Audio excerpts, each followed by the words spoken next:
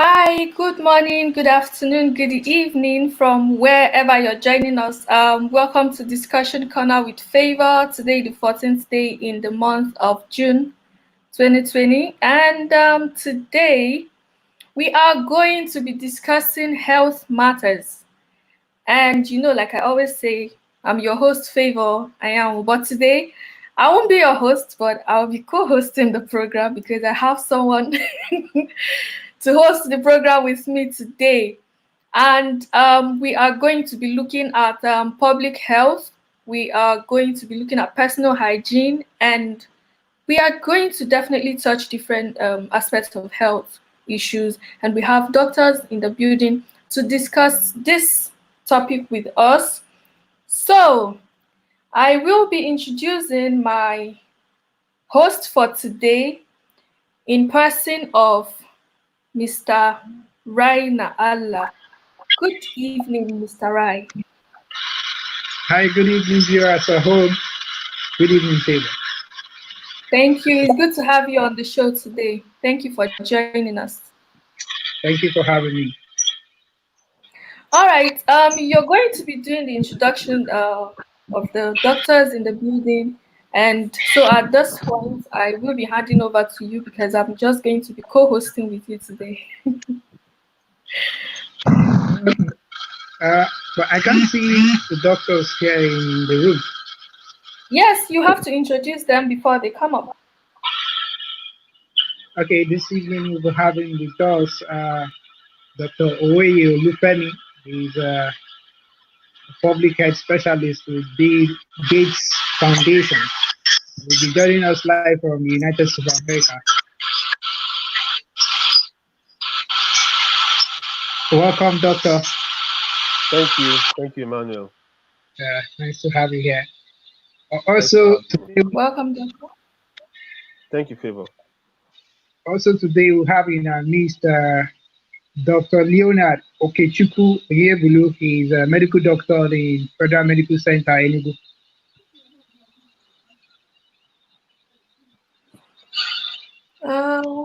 I can't see Dr. Leonard here. Okay, maybe he's here. I also have in our midst here today Mr. Stephen Hulobu. He works with the Medicine du Monde NGO in Brunei. Welcome, Mr. Stephen. Thank you for joining us.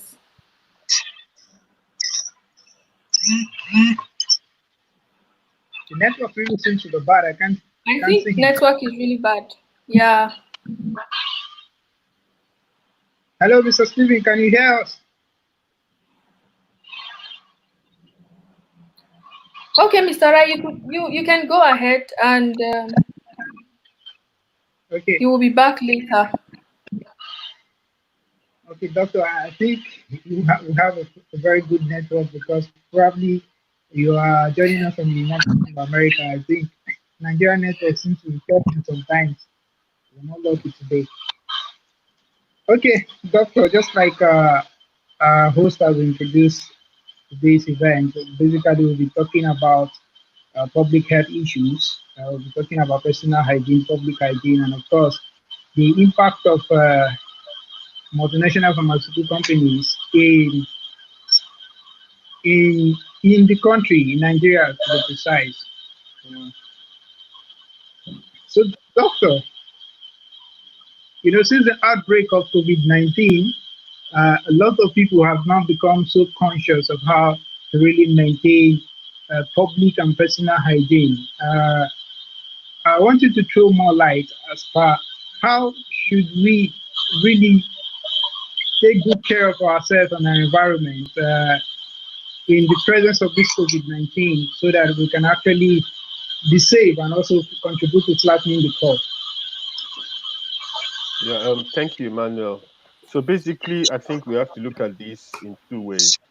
The first way is that we have to think about the benefits to ourselves in terms of health, but also look at um, what might be the benefits to others. That's what public health is all about. What you do not only affect you personally, but will also affect others. Um, we have gotten lots of counsel from our public health experts, both nationally and internationally, similar to some of the counsel we received when we had some years ago when we had Ebola about hand washing, about personal hygiene. But specifically now, because this is transmitted through respiratory droplets, about wearing face mask, for instance, about being careful when we sneeze, so that when we sneeze, we make sure we are sneezing into our elbow and not sneezing in a way that should we be harboring the virus in a way that it can spread to others. So basically, I think following those steps um, will go a long way in keeping us safe and keeping the next person safe. We know we've heard a lot about how the disease COVID-19 has a predilection for certain age groups in terms of its mortality and ability to actually lead to death in infected persons. So for those of us that have the elderly, we have to take extra care. People above 65, not to expose them to any kind of risk of infection, because we know that their chances of dying from this disease is higher than the chance of the average person. So basically, social distancing, we know everything. I mean, now, I mean, the message has gone out so much that I'm not going to belabor the point here. And I'm not going to get ahead of myself either, because I know we are going to discuss issues around them, maybe how people perceive misconceptions and some of those things, how people perceive some of those counsel and guidelines and precautionary measures that have been laid down. So I will leave that for you, Emmanuel. I'm sure you come back to that. So basically, I'll just say for now, we look at it not just from a personal level, but also from the point of view of be your brother's keeper. Even if you think you are strong, you think you are, well, I don't know, whatever, you have faith or whatever, but you may be transmitting to somebody that might not be equally strong or might not have faith like you or might not be in the same age bracket, and therefore the person might suffer more consequences than you think you will suffer. Thank Okay, you. doctor. Thank you very much, doctor. A question actually just came in, and someone was saying we Africans were actually very resilient when it comes to contracting COVID Infections 19. and disease. Can you hear me? I can hear Yeah. you. Yeah, that we Africans were actually very resilient when it comes to contracting COVID 19. And this person is just asking that he feels that this COVID 19 actually, when it has to do with Africans, it doesn't really have any effect except if your immune system is actually very low. And he is actually pointing out, he said, uh, Dr. Oye, I don't really believe that COVID 19 can affect Nigerians that are very okay, that have a very high immune system. And so he's saying here that he doesn't see the need to put on the nose mask because his own immune system is actually very high. I don't know whether you have anything to say here, but Okay, let me just say that generally, the presentation or the manifestation of a disease when it's contracted, any disease that is contracted, especially infectious disease, depends on the underlying immune system. But the truth is that we can't really know what that underlying immune system is, and except maybe there are signs that begin to show, such as you being easily susceptible to some diseases that others are not. But let me just say that generally, Nigeria is a developing country. We know the issues of poverty is still rife in our country. We know a lot of people are not feeding as adequately as they should feed, either because of lack of knowledge or because of lack of the financial wherewithal to do that. So definitely, those are the things that due to an adequate immune system, stress also, stress, the fact that there are lots of things happening in our country that really stress us, and things that really contribute to lowering our immune system.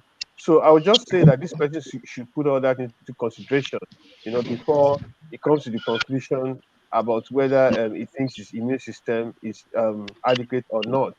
And the issue of wearing mask as well, it's not like I alluded to earlier. It's not just about you. It's about actually a courtesy to others. Think about somebody. It's not everybody that it's like you. We have to think of others in this pandemic. If somebody is not comfortable because you're around him, you're not wearing mask. That person might be older than you. Might belong to the bracket that is more susceptible to a fatal outcome of the disease, and then you are not wearing mask. I don't think that's fair. So I think you should not just look at it from the point of view of yourself, but look at it from the point of view of others. What to make others comfortable? What is likely to reduce the risk to others? So if you take everything to totality, that will help you decide whether to comply and wear the mask or not. I thank you very much, Doctor. I think I can see Dr. Leonard in the building. Dr. Leonard, you're welcome. Your network seems to be bad before, but He's gone again. okay. Okay. You have Mr. Stephen, is he here? Sorry, Is Mr. Stephen in the studio? he's not. I think their network is really bad. Okay, okay. My host, maybe you can take some some questions from here. I think I can see some questions from on YouTube channel. Okay, Doctor, thank you so much for your explanation on um, handling the COVID-19 cases around. And there is a question here that says, um, how can one build his or her immune system? Okay. Thank you for that question. So basically, I think if you listen to my question around the way I addressed the second question, I think those answers I provided, if you flip them around, and those would be the ways to build immune system. For instance, eating adequately, and not just adequately in terms of quantity, but also in terms of quality. Balanced diet, which we are not that exactly used to in Nigeria. We eat lots of carbs. And we don't think of veggies. We don't go through the spectrum of the kind of food varieties that will give us a whole range of nutritional supplements apart from carbs and protein. So we just go for our carbs and protein, but eating those veggies, grains, carrots, and all the veggies that we can find in market, fruits, will really go a long way actually in stimulating a good immune system. But apart from that, peace of mind is really very key to actually maintain a good immune system. Sleeping well, sleeping adequately, and let me just mention that it could be quite counterproductive even in this time of pandemic. And just because you are following the news around the world or what's going on with the pandemic, if you allow fear and stress to get into you, it actually predisposes you to a more severe form of infection should you have that infection. So that's just one thing actually to keep in mind. Okay, that brings us to another question that came in. It says, is it right to eat once a day? Um, I mean, it's. I don't know if it's a question of right and wrong, but the truth is that you may not be able to give your body what your body needs in just um one helping or eating once a day, because the truth is that you need to be able to eat in a way that is healthy. You need to be able to eat in a way that your body can handle at a time. And then the rational thing, therefore, is to spread. You know, you should spread the totality of the quantity of food that you eat in a day across like 2 or 3 meals. There are certain times where it is advisable to eat, and certain times where definitely you're not advised to eat. So it's good to eat in the morning. You eat in the morning so that you have some energy and something to burn during the day, and then eat early, early enough in the evening so that you do not sleep soon after eating, and then your body gets to absorb most of, especially on the carb side, most of the carbs you have consumed, and then contribute to your gaining weight. So it's good to spread what you're eating across um 2 or 3 times a day. I mean, I don't know that customary we are used to breakfast, lunch, and dinner, but nothing says that that is like a law from God or anything. Anybody can eat any amount of time that he thinks he wants to eat in a day. But all I would say is that it's good to eat early in the morning. I think there are studies that show that eating early in the morning, not early, but I mean, having a breakfast, it's key. So if you have to choose like maybe twice a day, I would say maybe a breakfast and then a late lunch might be more reasonable than maybe not eating in the morning and then going on to like late lunch or late dinner. So that would not be healthy. Okay, doctor. Okay, I hand over to you now. Thank you, Uh, sir. th- so this is that question that actually came in. Thank you so much, doctor. I think people are actually enjoying the conversation. I keep the questions coming in, please. Uh, this question that just came in is from Oyenka, and he is asking that is there any relationship between uh, lockdown and depression? But I think the question is not really clear, but let me just try and expand. I think I get the point. I hope Oyenka, I'm getting your point rightly.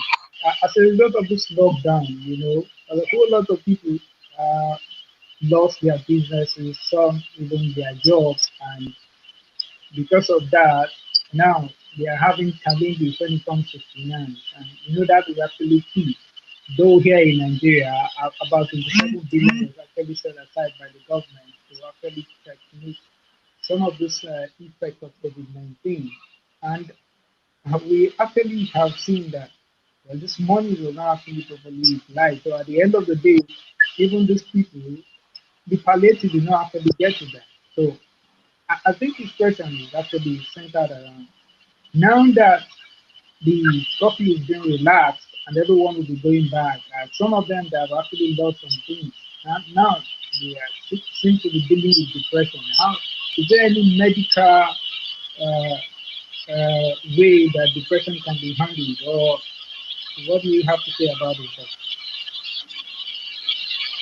Well, I think I already mentioned that one of the ways to keep the depression at bay is to manage related to the pandemic actually, is to manage the volume of information that you are consuming daily. I mean, it could be scary. I mean, the kind of things we are hearing all over the world. And initially, it was worse. Actually, the fear and the apprehension around COVID-19 was worse at the beginning than it is now. And that's because we didn't know what it was a new disease. We didn't know what it was about. We didn't know what it was going to lead to. We didn't know what the implication was for us nationally and also at the individual family level. So people were scared, and things got better as the pandemic wore on. So what I would say is that we need information. We need to know what the guidelines are. We need to know what to do to keep ourselves from getting this disease and also keep from spreading to others.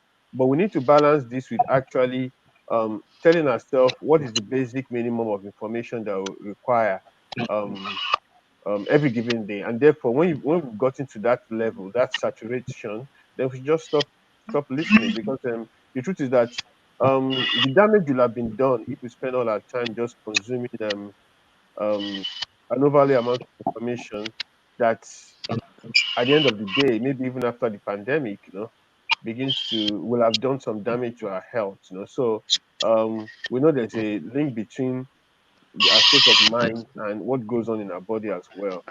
So basically, I mean, if one is already in the depression, like you're asking me, I'm not a psychologist, but I happen also to Yeah. be a life coach. So what I always advise people is, somebody said there are three. We are blessed with three kind of sight. We are blessed with ability to have a hindsight, to have insight, and to have foresight. You need to be balanced in the way you view things and the way you look at things. You need to purposely look for information that are positive, right? Look for information that are positive on purpose, to balance out what might be the negative that you're seeing. For instance, if you're consuming information about COVID-19, you know don't just be full of the statistics that talk about the daily cases now rising to like 500, 600, and something. But what about the number of cases that have been discharged? What about the people that survive? I mean, if you take people that have died, it's only a fraction of maybe say about 3% of the people that have the disease. So you have like 97% surviving. So you need to. It's all about the way you process the information that you get, and you can purposely begin to process information in a positive way to help you. You know, pull through the whole pandemic and the whole turmoil in the world right now, so that you are in a stable state psychologically, and you are able to be functional when the whole thing is over. Okay. Thank you Thank very you, much, sir. Doctor. Yeah, favor. Maybe we should go on break and probably we'll have others on board because I don't know. Sorry, Think, hello, favor. Can you hear me? I can hear you. Yeah, favor. what did you? Yeah.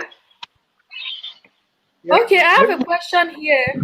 The question says, doctor, what causes shortage of blood? Well, a whole lot of things can cause well the medical term for it will be anemia.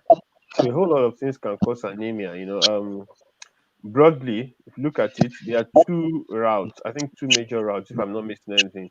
One is the rate of destruction of the red blood cells. When we say shortage of blood, we are mainly referring to the red blood cells. Those are the ones that carry oxygen and actually, introduce vitality to our bodies, help our body metabolize, the food that come to it and produce energy. So the red blood cells, the rate of destruction of the red blood cells is one route. If the rate of destruction increases, or if the rate of production of the red blood cells decreases. So, for instance, things that can decrease the rate of destruction of red blood cells is something like malaria, for instance. Malaria, we know the parasite actually goes to the red blood cells and destroys them, so it can lead to anemia. Um, there's a genetic condition called sickle cell anemia, which some Nigerians have. I'm sure you've heard of it before. And because of the shape of the red blood cells, they can easily be destroyed, and that can also lead to anemia. There are some parasitic infections like hookworm, which generally just when they get into mainly children, they just they feed on blood, so they feed on the child's blood and therefore lead to anemia as well. Um, Blood loss can lead to anemia. I mean, someone can have like an accident or something and can lose blood. People can bleed internally, they can lose blood. They can even be bleeding internally without knowing. I mean, all kinds of disease conditions can lead to anemia as well. Um, so the other route is one that comes from maybe the inadequate formation. So the formation of blood. I mean, nutrition will actually be related to the formation of red blood cells. The nutrition will be related. Our nutrition will be related to this. The important part of the red blood cells is related to food like meat. For instance, so if we are not feeding well as well, the rate of formation can generally also be decreased and then lead to um, anemia as well. Okay, thank you, sir. You're welcome. All right, Mr. Rai, please take over. Yeah, Dr. Warrior, thank you so much. You were just saying, so you seem to be the only person. Actually, I'm getting some other messages from Dr. Leona that his network is actually very poor and he's trying to get a very good location to come back. And it's like it's raining in Enugu now. Same thing with Steven of Medicine de Monde in Bruno. Always complaining after this. So this other question that we have, Doctor, we have a lot of questions. I hope we'll be able to. Favor, do we give Doctor some time to go? Can we go on break? So we just come back after. Okay, that's fine. Yeah, that's fine. We can go on break. How many minutes? Back in 2 minutes. Latest 2 minutes. We're back. Thank you. Yes, sir. All right, please stay tuned. We'll be back shortly after the break. Don't go anywhere. We are still discussing health, and I'm sure you're learning something. Please don't go anywhere.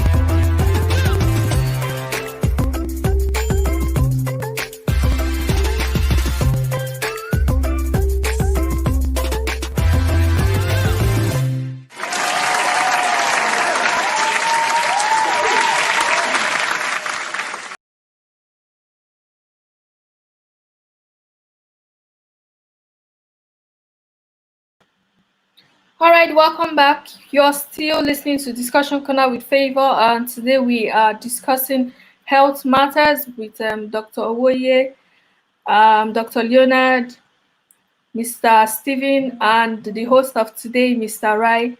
So I'll be bringing them back into the studio now to continue with the discussion. Welcome back, Mr. Rai. Welcome back, Doctor. Thank you, Favor. Thank you, Favor. Yeah, and maybe because of this interconnectivity issues, I think maybe we might just have to take 1, 2 questions and allow doctor to relax because it's actually very late in the USA now. So we'll just be taking maybe two questions. I'll take one, you will take one favor. Any other questions, you can send it either directly to his Twitter handle or maybe when they send it to the discussion page, you can forward it to Doctor to answer. Uh, Doctor, I have this one. I think this one actually came in before the program commenced, and this person is more concerned about the effect of the players, talking about pharmaceutical companies. You know, some of them they are actually uh, very very interested in making maximizing profit. So at times they go into the lab and influence a whole lot of things. This person is asking, is there no way the government can actually curtail the activities of multinational pharmaceutical companies in order to reduce the outbreak of some of these deadly diseases and virus? Thank you, Emmanuel. Okay, I'm just going to sound a note of warning here that we've had a plethora of conspiracy theories since the COVID-19 started, and it's not the world is not new to conspiracy theories, but we need to ask ourselves that what is the consequence, because we are making choices every day. If there are certain guidelines that have come up, which, like you allude to, will mean the procurement of certain medicines or whatever, for a particular disease, and therefore naturally profit for the company that makes the medicine. If we refuse to take this medication, right, are there consequences or not? That's the question we have to ask ourselves, because we are making a choice between taking and not taking, right? I know the reason why these conspiracy theories come up is because people link some of these medicines to one thing or the other. You know, it causes this, it causes that. But the truth is, medicine has really advanced a lot, right? If you were to look at maybe like a century ago or so, where the doctors used to do what's called bloodletting, right? That bloodletting is where they cut your vein to let out some blood so that to relieve you of whatever disease you're suffering from. Can you imagine that kind of measure? Bloodletting. They cut your vein to let out your blood. But you see, a lot of people died of bloodletting, but a lot more people, a lot of people also survived, or were cured of the disease. I don't know what proportion on both sides. But all I'm trying to say is that we have actually advanced from the days where the consequences of a cure is worse than the cure itself, to when the the benefits of the cure is far outweighs the consequences. There are no drugs we take now that don't have side effects, right? If you take drugs, you have to endure some side effects, but you feel better, you know. In fact, that disease might have ordinarily killed you, but the side effects are headache and fever. So I mean, between having a fever and a headache and dying of a disease, which is better? I mean, so those are the choices we have to understand that we're taking. There is no remedy. That we live in an imperfect world, and we're never going to have a remedy that doesn't come with its own consequences. And that's what I want us to realize. But on the totality, on the whole, we need to look at the entire picture and look at it holistically and ask ourselves, on the whole, does this benefit us more than it harms us? And if the answer is yes, then we should just shove the conspiracy theories aside, and for want of a better evidence against the evidence that the prevailing scientists of the day are showing us, then we should go with it. Unless you have better evidence, and if you have better evidence, then produce it. For instance, you say the government, for instance, if the government has better evidence that what maybe whoever is saying, I don't want to mention too many names here, but whatever whoever is saying, based on any scientific journal, if the government of any country has a better evidence against that, then let them bring it forward. Let them challenge the scientists of the day that are saying something different, and let them counter what they are saying. But all I'm saying is that we should know that there are consequences, right, on every decision that we make. Exactly. Thank you, Doctor. Thank you so Thank much. you, I believe Doctor. actually you have touched that question in a very good way. Favor, I'll hand over from you. Maybe you can ask one question before we end the program for today. Okay, I actually got two questions that just came in, but maybe I should just go ahead and ask this one. This is very deep, actually. It says, Doctor, can sleeping with someone without condom change the smell of a woman's vagina? Sorry, can you say that again? The question says, can sleeping with someone without condom change the smell of a lady's vagina? Well, I don't know. I don't have an answer for that question, and I don't know why the person wants to know that. Well, I don't know. I thought the question would be around maybe potential health consequences of sleeping without having sex without condoms. But well, as for the smell of the vagina, I don't have any comments about that. Okay, that's how the question came in. I don't know if there is any other way she wanted to ask. And then the last one the person sent said, can using your phone, even with the blue light on and the brightness very low, cause consistent headaches? Hmm. Very interesting question. I know we've had lots of, even from WhatsApp, messages that people send around about the potential harm that the phone can do to us. I've not studied this, to be honest. I've not studied this, but I think I would just say here my guidance. Like I said, I'm also a life coach. Apart from being a doctor, my guidance here is that listen to your body. Sometimes what happens with me is that sometimes after being on the phone for a long time, holding the phone to my ear or my head, I start feeling some kind of sensation or maybe headache. I have to switch to my earpods or something to kind of distance the phone from me. So basically, I think you should just do what your body is comfortable with. Listen to your body and do what your body is comfortable with. I do not have any scientific strong scientific opinions about that because it's not something I've really studied. Okay, thank you, doctor. Mr. Rai. Oh, you seem to have network. Hello, Mr. Steven, can you hear us? Yes, I can hear you. Oh, welcome back. Welcome back. Yeah, thank you. Thank you. Okay, quickly before we go, we know psychology where you work. So, can you hear me, Mr. Steven? Yeah, your line is actually breaking.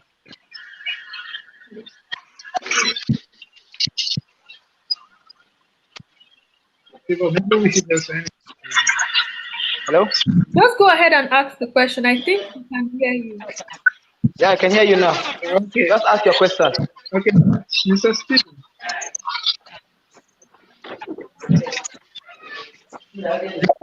Yeah, I can hear you. Mr. Steven, so many women actually complaining during this lockdown. They have had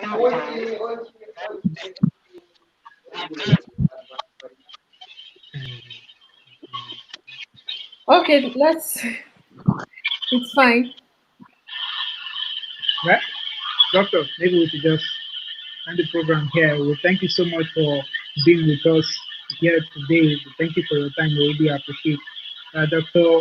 Oweyo Lufemi is a public health specialist, works with the Gates Foundation, and he joined us from the United States of America. We do appreciate you so much. Thank you. Thank you. So, viewers at home, we look forward to having you here together again next week, Sunday, Thursday. Next week, Thursday, Thursday. Thursday. Yeah. All Thank right. you so much, doctor, for coming now. We are very grateful. Thanks for having me. Thank you, sir. Keep your questions coming. You know. Okay, thank you so much for joining us today. We were supposed to have three doctors in the building, a psychologist and a surgeon, and then a public health specialist. But the network in Nigeria, wasn't really good. So we're able to keep up with just the doctor from the US, that's Dr. Femi Owoye. Thank you so much. If you have other questions that you want to ask for concerning your health and you weren't able to send in the questions today, please feel free to send your questions to my inbox. I got some messages last week and we are here to answer those ones. So when we come on Thursday, we'll be answering those questions before we begin the program. So just keep the questions coming. Thank you so much for joining us. It was really enlightening for the person that asked about eating once. Doctor said you should please try as much as possible to split your meals and eat right. Because if you eat once, you might not be able to eat what you're supposed to eat, but you just eat one meal at once and then that's it. So try to split your meal at least twice a day and take enough vegetables, fruits, and reduce your intake of carbohydrates. And for shortage of blood, a lot of things can cause shortage of blood. So try to check yourself. We're actually supposed to get a question for a response for depression and then also for mental health. A lot of people in Nigeria think that when you say check your mental health, they think it has to do with someone being mad, but then it's not. Everyone has got mental health, and once in a while, I don't really know how many times you're supposed to check that. Somebody was supposed to talk to us on that today, but wasn't able to be here due to network. So we'll try as much as possible to get them back to come talk about these things. So this period, please stay safe, eat right, build your immune system, and we pray that this too shall pass very soon. It's already passing. It's a phase and we are seeing it pass. So thank you so much for joining us today. Thank you, Mr. Rai, for being our host on the program today. Thank you, Dr. Woye. Thank you, Dr. Leonard, who wasn't able to be here. Thank you, Mr. Steven. And to all of you, please do have a great week ahead. Enjoy yourself. Be happy. Have peace of mind. And we pray that we'll see you next week. Not this week, on Thursday. Yeah, Thursday. We'll be having the former presidential candidate of the NIP and the chairman of the National Interest Party in person of Barrister Eunice Atuejide. I think you know her. Go and read about her. Get your questions ready for Thursday. She will be here to talk to us about women in politics.